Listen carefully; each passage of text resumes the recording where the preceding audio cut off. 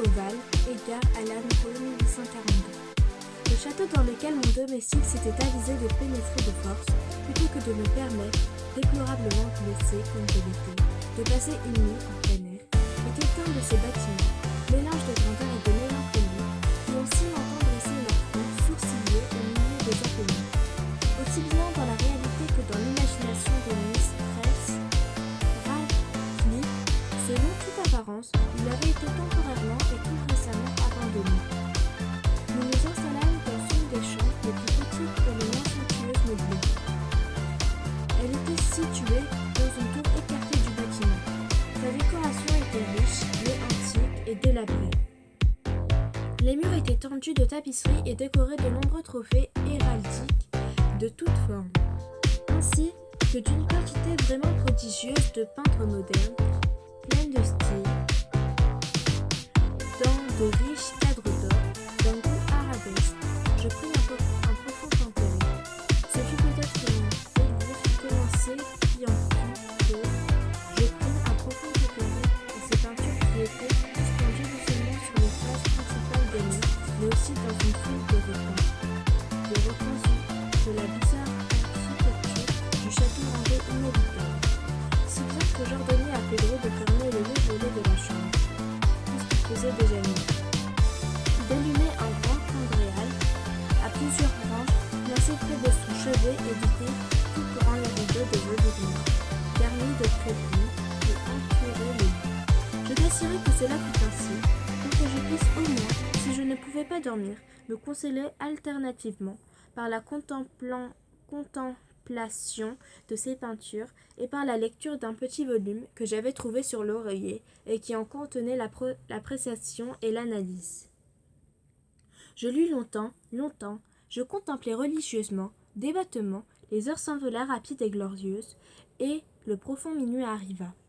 La position du candélabre me déplaisait, et, étendant la main avec difficulté pour ne pas déranger mon valet assoupi, je plaçai l'objet, de manière à jeter les rayons en plein sur le livre. Mais l'action produisit un effet absolument inattendu. Les rayons de nombreuses bougies, car il y en avait beaucoup, tombèrent alors sur une niche de la chambre que l'une des colonnes du lit avait jusque-là couverte, m'avait d'abord échappé. C'était le portrait d'une jeune fille, déjà mûrissante et presque femme. Je jetai sur la peinture un coup d'œil rapide, et je fermai les yeux. Pourquoi, je ne le compris pas moi-même tout d'abord. Mais, pendant que mes paupières restaient closes, j'analysai rapidement la raison qui me les faisait fermer ainsi. C'était un mouvement involontaire pour gagner du temps et pour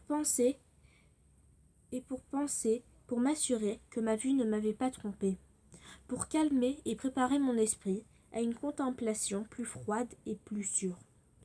Au bout de quelques instants, je regardai de nouveau la peinture fixement. Je ne pouvais pas douter, quand même je l'aurais vue, que je n'y vise alors très nettement, car le premier éclair du flambeau sur cette toile avait dissipé la stupeur rêveuse dont mes sens étaient possédés et m'avait appelé tout d'un coup à la vie réelle. Le portrait, je l'ai déjà dit, était celui d'une jeune fille. C'est une simple tête, avec des épaules, le tout dans ce style que l'on appelle, en langage technique, style de vignette. Beaucoup de la manière de se lit dans ces têtes de prédilection, les bras, le sein et même le bout des cheveux rayonnants se fondaient insaisissablement dans l'ombre vague mais profonde qui servait de fond à l'ensemble. Le cadre était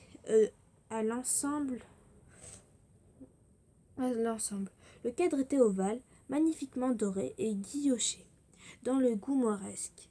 Comme œuvre d'art, on ne pouvait rien trouver de plus admirable que la peinture elle-même. Mais il se peut bien que ce ne fût ni l'exécution de l'œuvre, ni l'immortelle beauté de la physionomie qui m'impressionnait si soudainement et si fortement. Encore moins devais-je croire que mon imagination, sortant d'un demi-sommeil, eût pris la tête pour celle d'une personne vivante. Je vis tout d'abord que les détails du dessin, le style de vignette et l'aspect du cadre auraient immédiatement dissipé un pareil charme et m'auraient préservé de toute illusion, même momentanée. Tout en faisait ces réflexions et très vivement, je restais à demi étendu, à demi assis, une heure entière peut-être, les yeux rivés à ce portrait. À la longue, ayant découvert le vrai secret de son effet, je me laissai tomber sur le lit. J'avais deviné que le charme de la peinture était une expression vitale, absolument adéquate à la vie elle-même, qui d'abord m'avait fait tressaillir et finalement m'avait confondu, subjugué, épouvanté. Avec une terreur profonde de respectueuse, je replaçai le candréal dans sa position première. Ayant ainsi dérobé à ma vue la cause de ma profonde agitation, je cherchai vivement le volume qui contenait l'analyse des tableaux et leur histoire. Allant droit au numéro qui désignait le portrait ovale, j'ai lu la vague et singulier récit qui suit. C'était une jeune fille d'une très rare beauté, qui n'en était pas moins aimable que pleine de gaieté. Et maudite fut l'heure où elle vit, et aima, et épousa le peintre. Lui passionné, studieux, austère et aimable que pleine de gaieté. Rien que lumière et sourire, que la folâterie d'un jeune fond, aimant et chérissant toutes choses, ne haïssant que l'art qui était son rival, ne redoutant que la palette et les brosses et les autres instruments fâcheux qui la privaient de la figure de son adoré. Ce fut une terrible chose pour cette dame que d'entendre le peintre parler du désir de peindre sa jeune épouse. Mais elle était humble et obéissante, et elle s'assit avec douceur pendant de longues semaines dans la sombre et haute chambre de la tour, où la lumière filtrait sur la pâle toile seulement par le plafond. Mais lui, le peintre, mettait sa gloire dans son œuvre, qui avançait d'heure en heure et de jour en jour.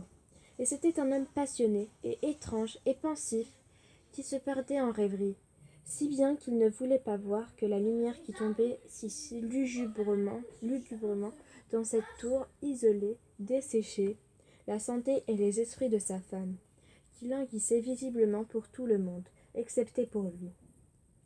Cependant, elle souriait toujours, et toujours sans se plaindre, parce qu'elle voyait que le peintre, qui avait un grand renom, prenait avec plaisir vif et brûlant dans sa tâche, et travaillait nuit et jour fait pour peindre celle qu'il aimait si fort, mais qui devenait de jour en jour plus languissante et plus faible, et, en vérité, ceux qui contemplaient le portrait parlaient à voix basse de sa ressemblance, comme d'une puissante merveille, et comme d'une preuve non moins grande de la puissance du peintre, de la puissance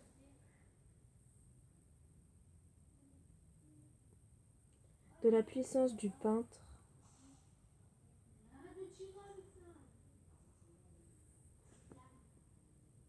les yeux de la toile, même pour regarder la figure, de la puissance du peintre, que de son profond amour pour celle qu'il peignait si miraculeusement bien.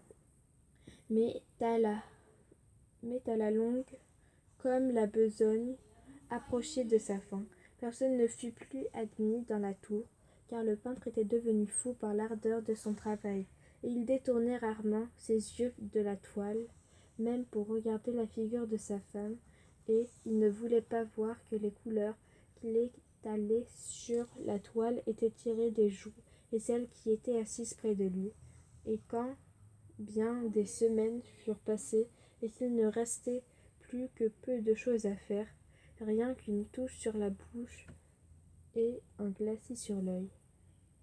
L'esprit de la dame palpita, encore comme la flamme dans le bec d'une lampe, et alors la touche fut donnée, et alors le glacis fut placé.